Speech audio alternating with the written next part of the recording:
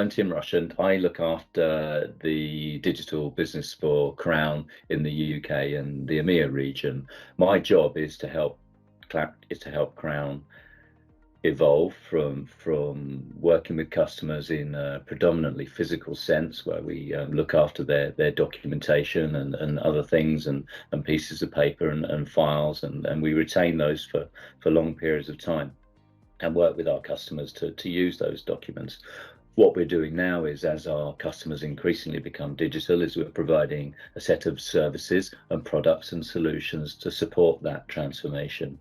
And often that involves capabilities such as consultancy to help people prioritize what they're doing, or specific products to allow them to accelerate their path to digitization.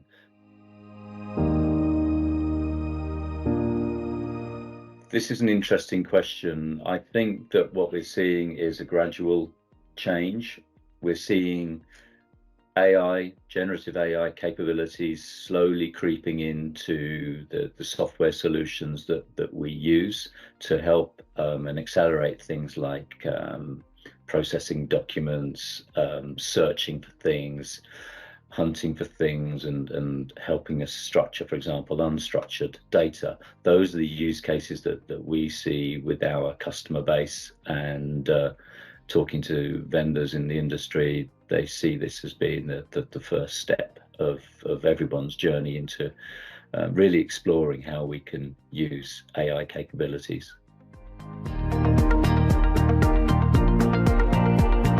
There's a number of areas here that we're still learning. I think first of all, it's the speed of analysis that allows us to ask questions of the data and information that we store in ways that we haven't been able to before. It also allows people who are not necessarily subject matter experts to dig into data and come out with useful conclusions. So those are things that, in terms of productivity, allows us to accelerate the time it takes to make, thousands and thousands of pieces of documentation and data that we all store and access every day. It allows us to make use of that information much more quickly, and that allows quite a good productivity edge if we are able to manage that effectively.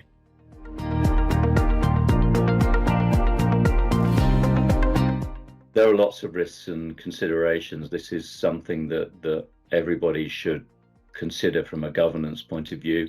We've got to make sure that the integrity of the information at source is protected. We've got to make sure that the usual things that we are concerned about, such as security and access and who can see what, how long we should retain information for, all of those pure basic concepts still have to be preserved. And then we have to be very careful when we're asking questions of the information, who's going to consume this, and is the AI giving us answers that actually make sense? What is the data set that the AI is using?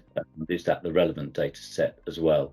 Those are just some of the very basic ones. And then I think as we move forward, is the AI even generating content that will end up in our archives, so that we then ask questions of later on? And at the moment, people are doing that, and maybe there is a sense that we have some control and some governance over that.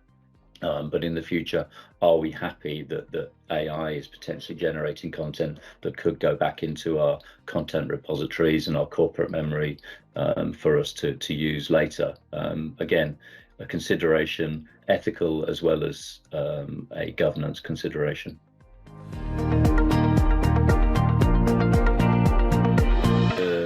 The challenge with a subject matter as diverse as AI, and we've seen it within the software and the tech industry previously with other innovations.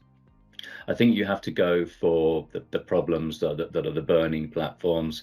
You have to go for something that is of a priority and see how the software can support that. So, for example, we've been working with a customer recently to allow them to work with them to make sense of scanned data, and the software allows us to dig in and recognize and understand data in ways that historically we weren't able to do without AI kind of supporting those things. So I think you've got to go for the actual problem and make it something of a priority. This allows resources and shared expertise and knowledge to be built within a company that then you can exploit for other things.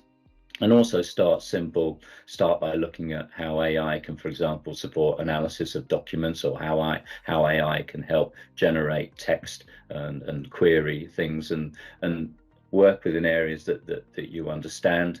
And as that knowledge builds, then increasingly you can go out and use AI for more challenging business use cases.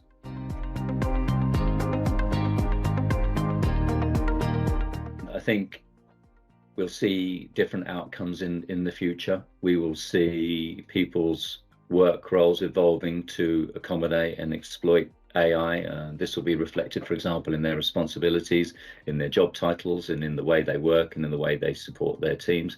That will become increasingly obvious. We will potentially see impacts on certain types of roles. Maybe certain types of roles won't be needed anymore, for example, analytical roles, analysis roles. But having said that, it allows people, if they are able to exploit what the software and the capabilities can offer, it allows people to focus on other priorities within their jobs. And at the end of the day, we're seeing increasingly complex and large volumes of data creeping into companies. And from a records management point of view, these things are issues for us to consider in terms of what do we archive, when should we archive, is it relevant? And these are areas where AI will support us increasingly, because there's definitely a gap in our abilities to cope with this volume at the moment. So yeah, a number of ways, but I think it will evolve, and companies will increasingly skill up to understand how they exploit this new capability.